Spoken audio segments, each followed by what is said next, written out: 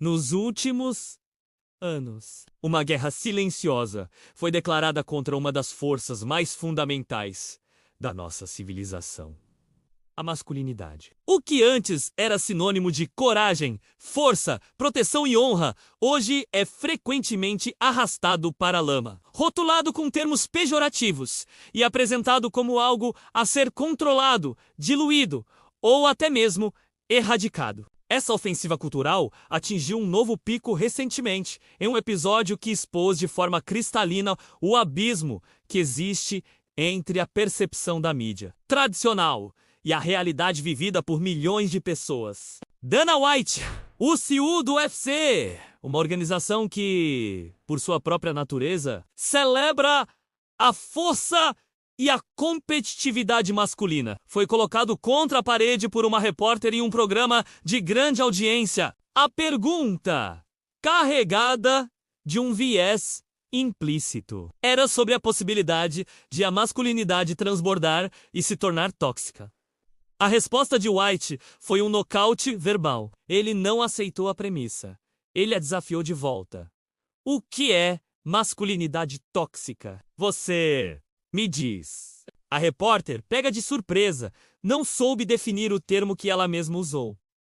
Esse momento não foi apenas uma entrevista. Foi um espelho. Um espelho que refletiu a confusão, a hipocrisia e a agenda por trás da tentativa de patologizar o que significa ser homem. Neste vídeo, vamos usar esse evento como ponto de partida para uma discussão muito mais profunda. Não vamos apenas falar sobre uma entrevista. Vamos dissecar a origem do termo masculinidade tóxica, entender por que ele é tão problemático e, mais importante, resgatar a verdadeira essência da masculinidade positiva e virtuosa que o mundo tanto precisa. Vamos explorar como essa narrativa de toxicidade não apenas enfraquece os homens, mas também prejudica as mulheres, as famílias e a sociedade como um todo. Prepare-se, porque vamos desafiar as narrativas prontas e mergulhar na verdade inconveniente que muitos não querem que você ouça. Esta não é uma defesa da agressividade gratuita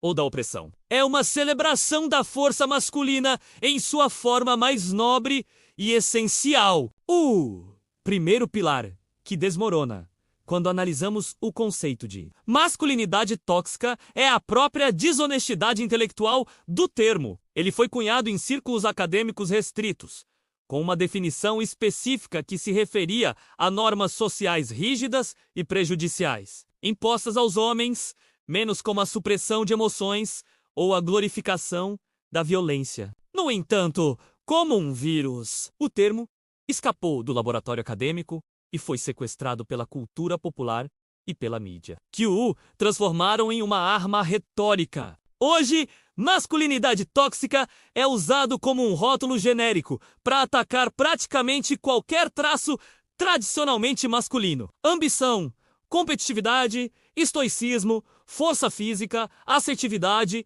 e até mesmo o desejo de proteger e prover. A genialidade maligna do termo está em sua ambiguidade. Como a repórter que entrevistou Dana White demonstrou, a maioria das pessoas que o utiliza é incapaz de defini-lo com precisão. E é exatamente aí que reside seu poder.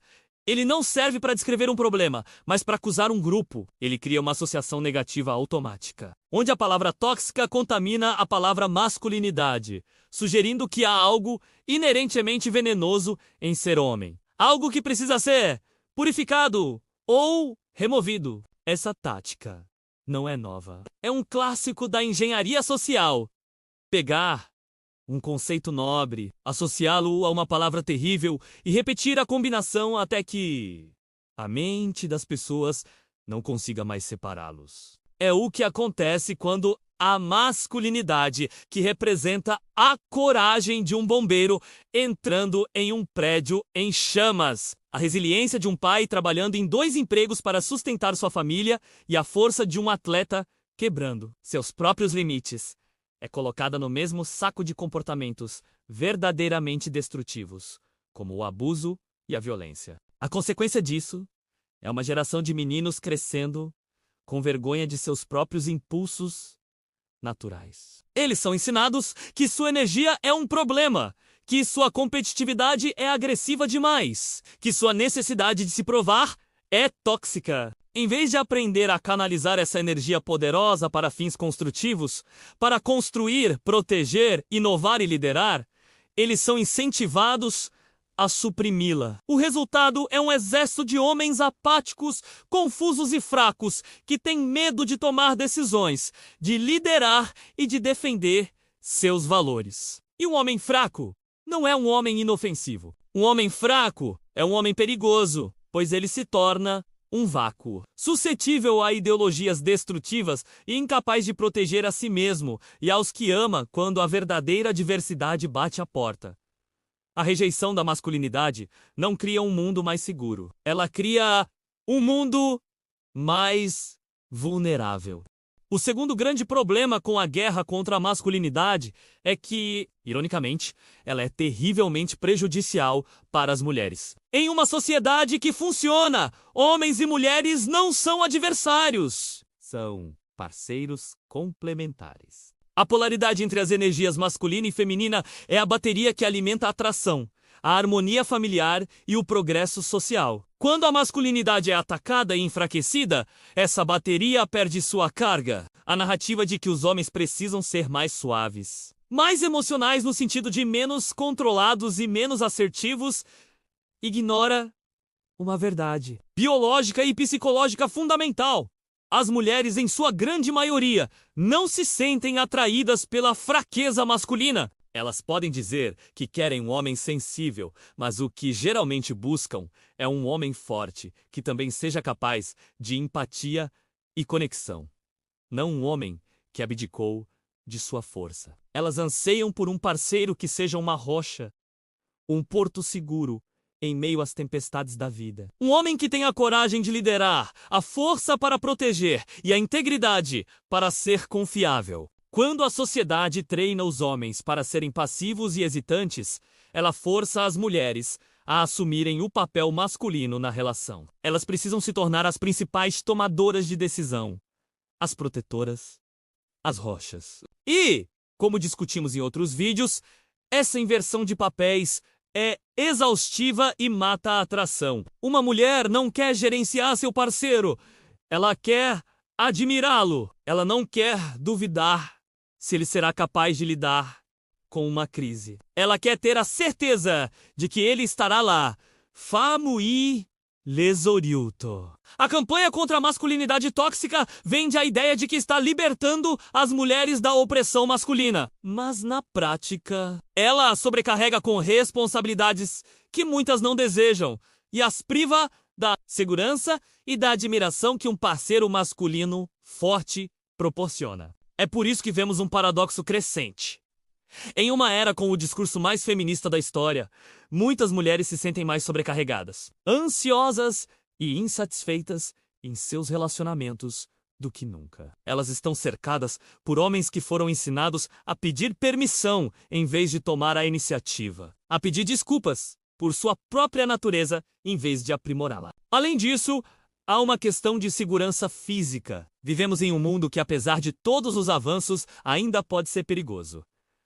A força masculina não é uma falha de design. É uma ferramenta evolutiva essencial para a proteção da tribo, da família. Quando um estranho bate a porta no meio da noite, quando um pneu fura em uma estrada deserta, quando um perigo real se apresenta, ninguém procura o homem mais sensível e desconstruído do recinto. Todos, instintivamente, procuram por força, calma sob pressão e a capacidade de agir de forma decisiva, menos todas. Características de uma masculinidade saudável e bem desenvolvida. Ensinar os meninos a terem medo de sua própria força física, a verem sua capacidade de defesa como tóxica. É deixá-los, e por consequência, as mulheres e crianças ao seu redor, perigosamente vulneráveis. A sociedade que demoniza seus guardiões está, na verdade, convidando os lobos para o jantar. A verdadeira parceria entre os sexos não vem da tentativa de tornar os homens mais parecidos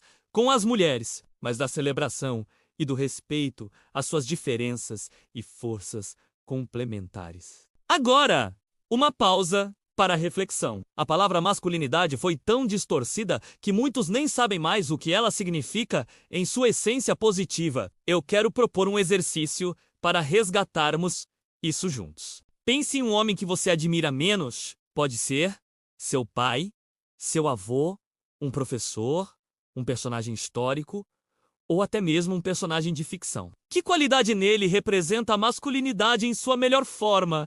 Coragem, honra, sacrifício, integridade. Escolha uma palavra. Agora, vá até os comentários e escreva essa palavra. Apenas a palavra. Vamos criar uma nuvem de termos que redefine e celebra o que há de nobre em ser homem. E se você acredita que essa é uma conversa que precisa ser mais difundida, que mais pessoas precisam ouvir, aproveite para se inscrever no canal e se juntar à nossa comunidade, que não tem medo de remar contra a maré. Então, qual é o caminho a seguir? Se o conceito de masculinidade tóxica é uma armadilha e o enfraquecimento dos homens é prejudicial para todos, como podemos cultivar uma masculinidade que seja poderosa, positiva e virtuosa? A resposta não é rejeitar a masculinidade, mas sim resgata-la em sua forma mais elevada. É fazer a distinção crucial entre a masculinidade primitiva e a masculinidade amadurecida. A masculinidade primitiva é a energia bruta, agressão, impulsividade, egoísmo. É a força sem direção, o fogo sem controle. Um menino que bate em outro para tomar um brinquedo está operando na masculinidade primitiva. A sociedade, e especialmente os pais e mentores, têm o papel fundamental de não esmagar essa energia, mas de canalizá-la. O objetivo não é transformar o menino em uma criatura passiva, mas ensiná-lo a usar sua força com propósito e disciplina. É aqui que entra a masculinidade amadurecida. A masculinidade amadurecida é a força a serviço de um bem maior. É a agressividade transformada em assertividade e coragem. É o ego transformado em autoconfiança e o desejo de proteger os outros. É o homem que aprende a controlar seus impulsos, não porque tem medo deles, mas porque entende que o verdadeiro poder reside no autocontrole. Ele é o guerreiro que luta não por prazer na violência, mas para defender a paz. Ele é o construtor, que usa sua ambição não para esmagar os outros, mas para criar valor para sua comunidade. Ele é o líder que assume a responsabilidade não para ter poder sobre os outros, mas para servir e guiar. Essa é a masculinidade que constrói impérios, que cria tecnologias, que explora o desconhecido e que se sacrifica para garantir um futuro melhor para as próximas gerações. É a energia que nos deu os filósofos, os inventores, os exploradores e os heróis. Para os homens que estão assistindo, o caminho para cultivar essa masculinidade amadurecida começa com a aceitação radical de sua própria natureza. Pare de pedir desculpas por ser homem! Abrace sua competitividade, sua ambição e sua força. Mas em seguida, pergunte a si mesmo: a serviço de quê? Estou usando essa energia? Sua força está sendo usada para construir ou para destruir? Sua ambição é para o seu próprio engrandecimento ou para o bem da sua família e comunidade? Você está liderando com integridade ou manipulando para ganho pessoal? Encontre uma missão. Tenha um propósito maior do que seus próprios prazeres imediatos. Treine seu corpo e sua mente. Aprenda a ser perigoso, mas mantenha essa periculosidade sob controle voluntário. Seja o tipo de homem que todos ficariam aliviados em ver chegando em uma situação de crise. E para as mulheres que estão assistindo, incentivem e celebrem a masculinidade positiva nos homens ao seu redor. Quando um homem em sua vida demonstrar coragem, liderança ou força protetora, reconheça e admire isso. Sua admiração é o combustível que o incentiva a se tornar a melhor versão de si mesmo. Não caia na armadilha de tentar consertá-lo ou amansá-lo. Ajude-o a aprimorar sua força, não a abandoná-la. A verdade é que o mundo não precisa de menos homens fortes. Ele precisa desesperadamente de mais. Homens fortes que sejam também homens bons. Homens que não confundam bondade com fraqueza, nem força com brutalidade. A entrevista de Dana White foi um sintoma de um problema muito maior, mas também uma oportunidade. A oportunidade de dizermos: basta para a narrativa que nos enfraquece. É hora de parar de falar sobre o que é tóxico e começar a celebrar o que é virtuoso. É hora de resgatar a honra, a coragem e a força como ideais a serem aspirados, não como problemas a serem resolvidos. A masculinidade não é o veneno. É, em muitos casos, o antídoto. E com isso, encerramos nossa reflexão de hoje. Se você sentiu uma conexão com esta mensagem, se ela acendeu uma chama de reconhecimento em você, saiba que você não está sozinho. Este canal é o nosso ponto de encontro. Inscrever-se é o primeiro passo para fazer parte de uma comunidade que valoriza a força, a verdade e o crescimento.